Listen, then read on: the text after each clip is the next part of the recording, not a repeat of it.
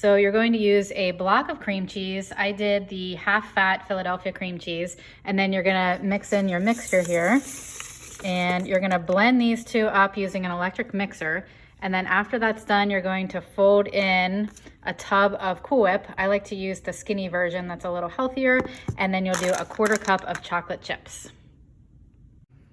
Here's what the consistency looks like with the cream cheese and the mix packet. And then next you're going to fold in the Cool Whip.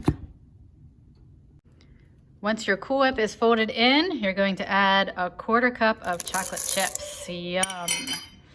Mix that up. Here's what it looks like when it's all done. I throw a few chocolate chips on top to make it look pretty and serve it with vanilla wafers and graham crackers. And wait till you guys try it. It is delicious.